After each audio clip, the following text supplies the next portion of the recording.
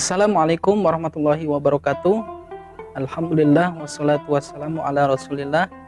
Mister berharap semoga semuanya dalam keadaan sehat walafiat, dan yang paling terpenting adalah tetap semangat di dalam menjalani pembelajaran jarak jauh ini. Saat ini yang sedang menimpa kita harus tetap menuntut ilmu, teman-teman semuanya ya. Tetap semangat. Bismillah. Mari kita awali dengan berdoa bersama. Bismillahirrahmanirrahim. Raditu billahi rabba wa bil islami dina wa bi Muhammadin nabiyyan wa rasula.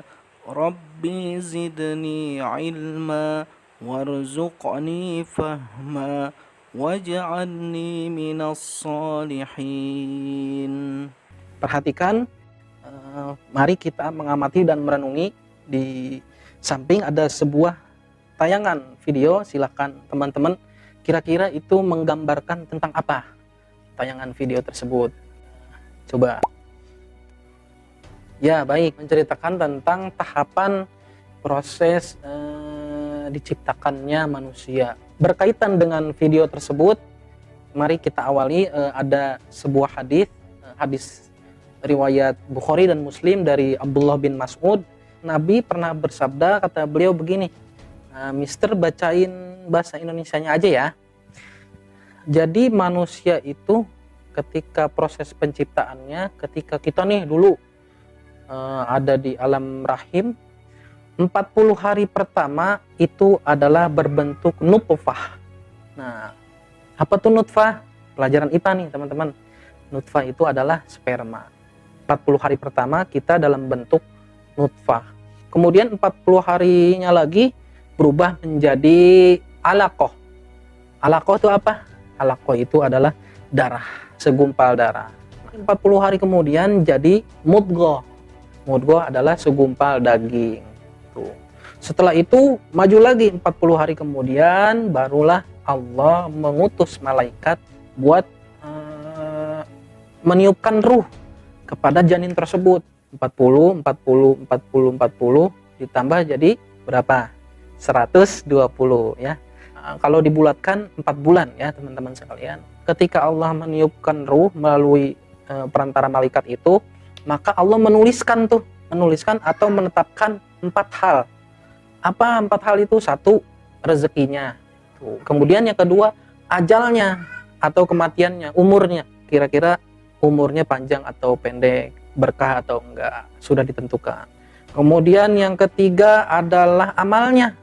Amalnya baik apa buruk nanti, lebih banyak amal solehnya atau amal buruknya. Yang terakhir adalah Allah menetapkan atau menuliskan jalan hidupnya. Kira-kira nanti ketika sudah lahir di alam dunia, dia bahagia atau sengsara. Nah, 4 ini Allah tuliskan ketika usia kandungannya 4 bulan atau 120 hari. Nah, walaupun dalam kandungan itu kita sudah ditetapkan nasib semuanya, dari mulai umur segala macamnya, 4 hal itu, bukan berarti kita ketika sudah di dunia berdiam begitu saja mengikuti nasib. Ini jangan, tetapi kita harus tetap berikhtiar. Itu kata Allah begitu, harus tetap berikhtiar. Mari kita lanjutkan. Tetap fokus teman-teman, kalau bisa menggunakan headset supaya lebih fokus lagi. Rukun iman yang ke-6 adalah qada dan qadar. Nah, ini rukun iman nih, bahas rukun iman. Setiap muslim wajib percaya bahwa yang terjadi di dunia ini semuanya adalah atas kehendak Allah Subhanahu wa ta'ala. Nah, percaya dengan qada dan qadarnya ini merupakan bagian yang tidak bisa terpisahkan dengan rukun iman yang lain. Jadi harus semuanya, harus utuh. Maka pada bab ini kita akan belajar tentang iman kepada qada dan qadarnya Allah Subhanahu wa ta'ala.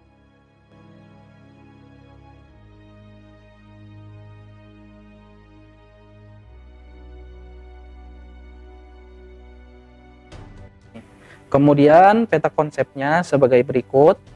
Adapun qadar nanti terbagi menjadi 2. Qadar itu disebut juga dengan takdir ya, mu'allaq, dan yang kedua mubrom.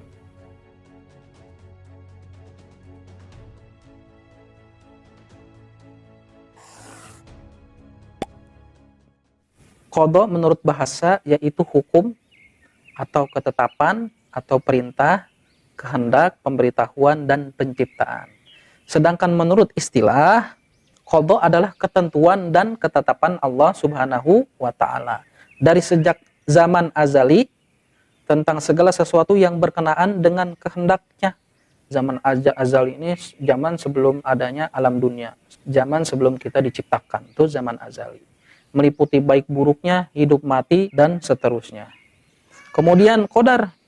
Apa itu qadar? Qadar menurut bahasa adalah kepastian, peraturan, dan ukuran.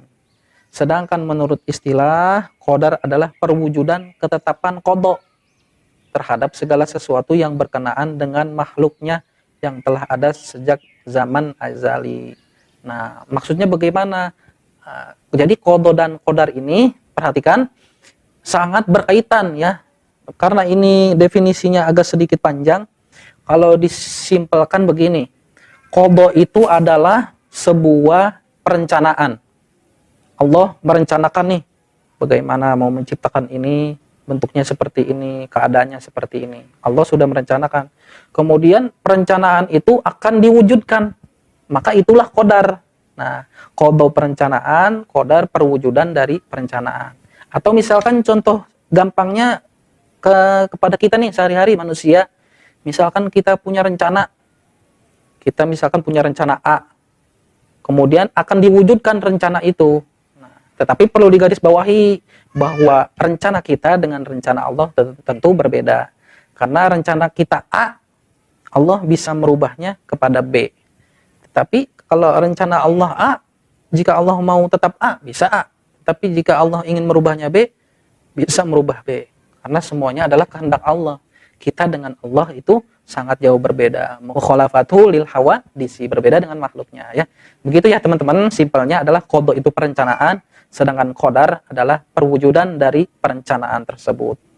Nah, dan qadar ini disebut juga dengan takdir Allah yang berlaku bagi semua makhluk hidup. Jadi mau manusia, mau itu tumbuhan, semuanya makhluk hidup di dunia ini sudah Allah tentukan dengan qadarnya.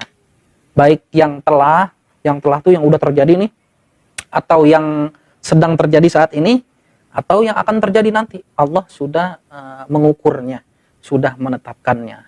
Seperti itu ya teman-teman. Semoga paham.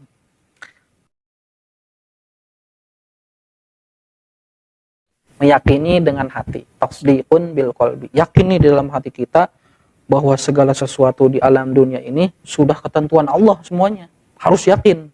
Itulah yang disebut dengan iman.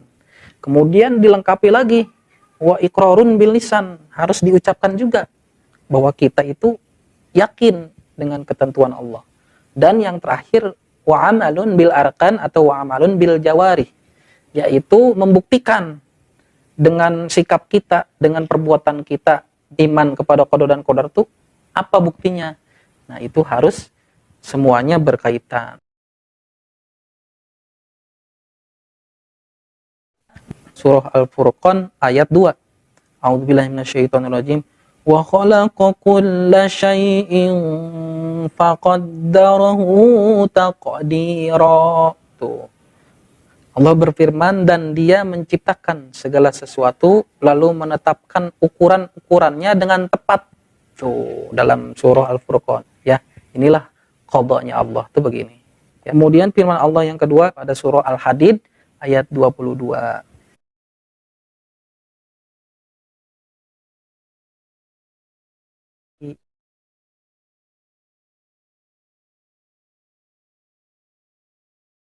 Tadi di awal kan Mister sebutkan qadar atau takdir ini ada dua, ada takdir mu'allaq, ada takdir mubrom. Apa bedanya? Kita bahas ya. Yang pertama takdir mu'allaq, yaitu takdir yang masih digantung di lauhil mahfuz, atau takdir yang erat kaitannya dengan ikhtiar manusia.